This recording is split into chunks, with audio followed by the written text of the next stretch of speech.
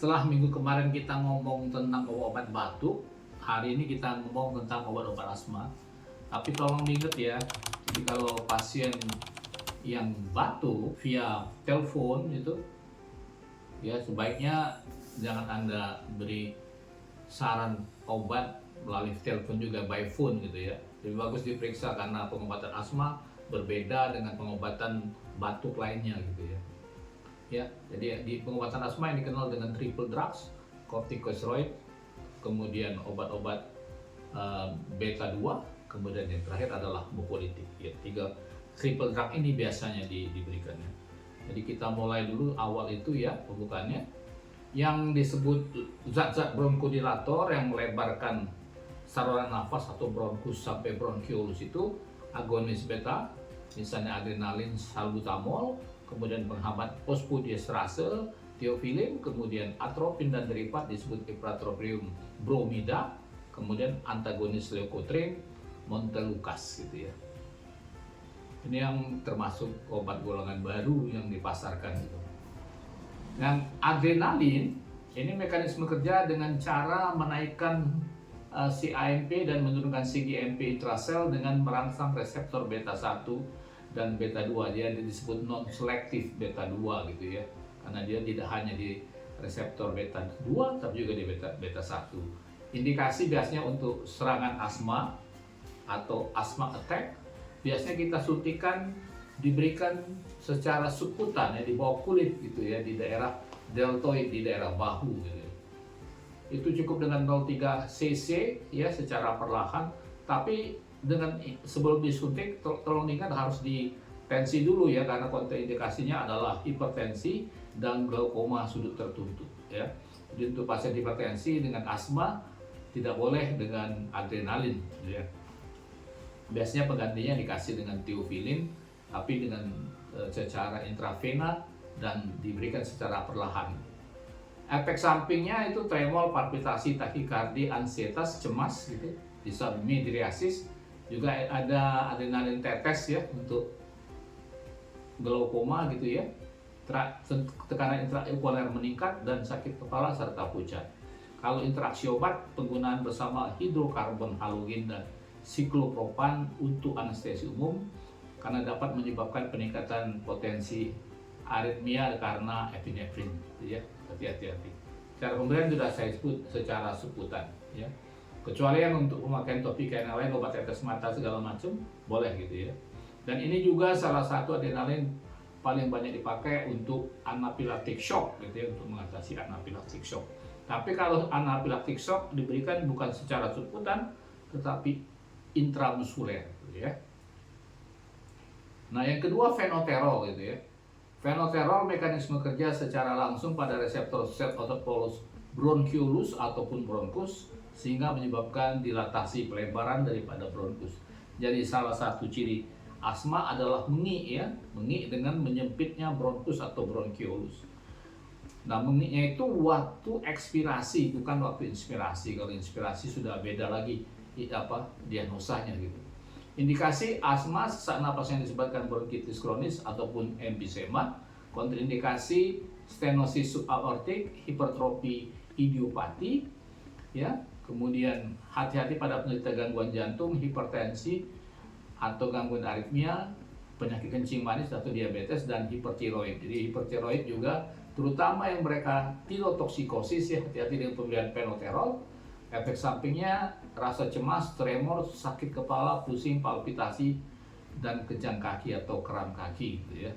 Interaksi obat hipertensi dapat terjadi bila diberi bersama penghambat mau, misalnya isokarboxacid ya, phenelsin misalnya Nardil dan tranilsilpromine gitu ya. Beta blocker justru mengantagonis kerja obat ini. Jadi beda antara beta blocker dan beta blocker dengan dengan fenoterol. Kalau fenoterol beta 2 agonis ya. Kalau ini beta blocker yang antagonis gitu ya.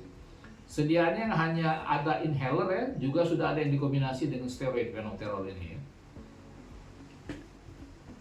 Nah, nomor 3 yang paling banyak dipakai adalah salbutamol atau albuterol dan sediaannya cukup lengkap ya, ada tablet, ada sirup, ada aku leher gitu ya, ada nebulizer gitu ya, nggak lengkap jenis preparat atau jenis sediaannya gitu.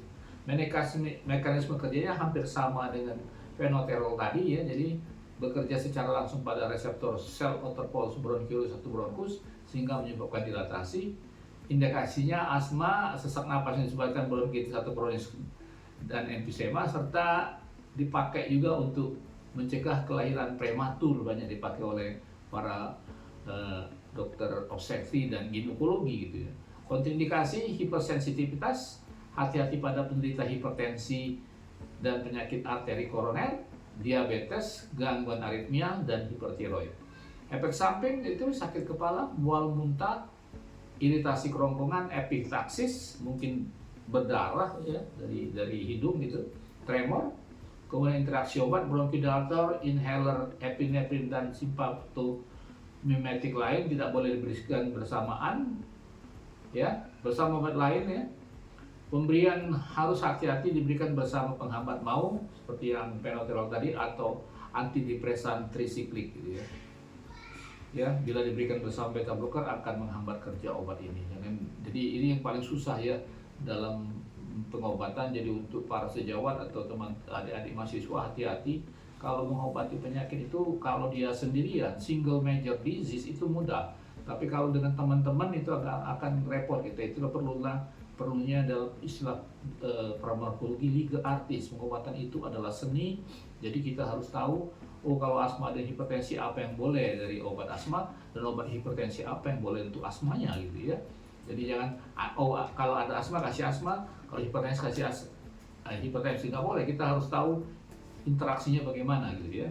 Kalau dia mengantagonis dalam arti salah satu obat tidak bekerja, tolong dengar itu ya. Nah, nomor 6 sediaannya tablet, sirup, Akuheller, dan nebulizer gitu ya. Selanjutnya theophylline nomor 4 atau nama lainnya penghambat fosfodiesterase ya. Kalau di contoh iklan paling banyak itu asma sohu ya. Contohnya itu adalah ada seorang ibu-ibu itu diikat daerah diafragmanya. Jadi salah satu kerja obat ini adalah memperbaiki kerja diafragma. Jangan lupa insan kesehatan yang kritis, para dokter sekalian sejawat dan para mahasiswa, salah satu otot pernapasan yang penting itu adalah diafragma gitu ya. Mekanisme kerjanya bekerja pada otot polos jalan nafas dan pembuluh darah paru itu ya, paru. Mempengaruhi ini kelebihan huruf H ya, huruf H, mencegah siklus AMP sehingga terjadi dilatasi otot polos. Indikasi asma, sesak napas yang disebabkan bronkitis kronis, emfisema, apnu pada bayi prematur, jadi dipakai oleh dokter-dokter neonatologi gitu ya untuk apnu pada bayi prematur. Kontraindikasi tidak boleh diberikan pada penderita hipersensitif, hati-hati pemberian pada wanita hamil. Efek samping mual muntah, sakit kepala, takikardi, palpitasi, hipotensi, dan takipnu, jadi cepat pernapasannya gitu ya. Interaksi obat ini meningkatkan efek diuretik ya, karena dia juga bersifat diuresis daripada theophylline ini, menurunkan efek kronotropik bila diberikan bersama hexametonium, takikardi bertambah berat bila diberikan bersama reserpin. Reserpin ini salah satu bentuk daripada obat hipertensi golongan alfa ya, alfa blocker gitu. Antibiotik erythromycin dan lincomycin justru menghambat kerja obat ini atau menurunkan kadar theophylline dalam darah. Sediaan yang dia agak lain, biasanya orang sediaan dalam bentuk SRCR, slow release, control release, tapi obat ini bersedia dalam bentuk MR atau mitretat gitu ya, euphyllene mitretat. Kemudian ipratropium bromida ini lebih banyak dipakai untuk profilaksis asma gitu ya. Jadi sebelum serangan asma dia lebih efektif untuk PPOM, penyakit paru obstruksi menahun, atau PPOK, penyakit paru obstruksi kronik gitu ya. Mekanisme kerja bekerja secara kompetitif, menghambat efek asetilkolin ya pada reseptor muskarinik, otot polos bronkus sehingga mengurangi bronkokronstisi ya. Untuk PPOM sudah saya ngomong tadi, penyakit paru obstruksi menahun atau kronis gitu ya. Ya, PPOK. Kurang efektif untuk asma. Kalau dengan asma dia harus diberikan bersama beta 2 agonis lain gitu ya. Misalnya fenoterol ataupun salbutamol tadi ya. Kontraindikasi hipersensitivitas, efek samping, pusing, mual, mah, sembelit, mulut kering, kesulitan buang air kecil, nyeri pada buang air kecil, peningkatan frekuensi air kecil gitu, serta sakit pinggang. Nah, kenapa ini terjadi? Karena salah satu efek muscarinic itu adalah mengentalkan sebenarnya ya daripada tempat cairan gitu, ataupun pada saluran kencing gitu. Jadi itu hati-hati juga penderita BPH prostat ya. Interaksi obat, penggunaan obat bersama atropin dan turunnya pada pasien kardiomiopati dan pasien takikardia kalau bisa dihindari gitu ya. Sediaan inhaler dan nebulizer. Nah, yang keenam ini kortikosteroid, ini obat utama sebenarnya untuk asma waktu serangan pertama gitu ya. Mekanisme kerjanya banyak sekali ya. Selektif lokal pada saluran napas, menghambat metabolisme asam aragonat sehingga mempengaruhi produksi leukotriene dan prostaglandin, kemudian mengurangi kebocoran mikrovaskuler, mencegah migrasi langsung sel-sel radang, menghambat produksi sitokin, serta meningkatkan kepekaan reseptor pada otot polos bronkus. Ini yang kita harapkan gitu ya. Indikasi serangan asma akut ya dalam bentuk inhaler gitu, terapi substitusi pada severe steroid dependent asma. Nah, ini paling repot mengobati pasien yang sangat tergantung pada kortikosteroid gitu ya. Kontraindikasi hipersensitif, hati-hati pada penderita glaukoma atau tekanan intraokuler yang meningkat, serta osteoporosis terutama pada wanita usia lanjut ya. Efek samping tenggorokan kering, suara serak atau terjadi perubahan suara, tidak enak di mulut dan batuk ya. Interaksi obat jika digunakan dengan obat lain seperti ritonavir, ini sejenis obat antivirus, metronidazole, obat antiparasit atau obat inhaler asma yang lain yang mengandung kortikosteroid. Ini hati-hati. Penggunaan obat tersebut secara bersama dapat meningkatkan resiko terjadinya insufisiensi adrenal ya.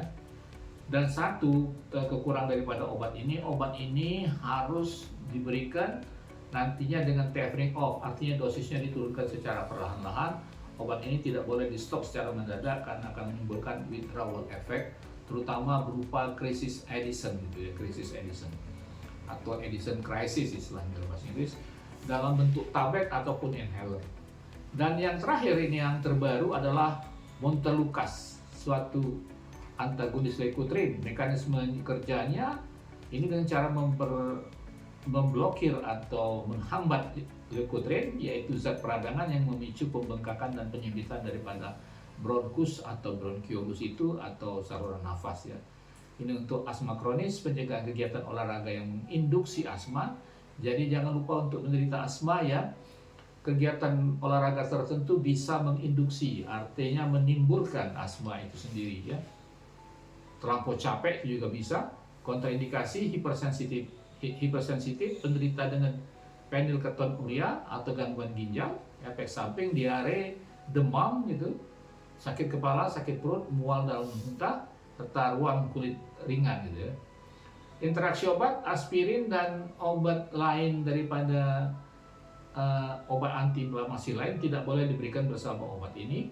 Kemudian sediaan tablet kunyah seperti aspirin ya, tablet salut selaput, serbuk granula, ataupun oral dissolving film, disingkat ODF. Itu dulu, semoga bermanfaat. Terima kasih telah menonton. Silakan subscribe, like, and share, serta ciao.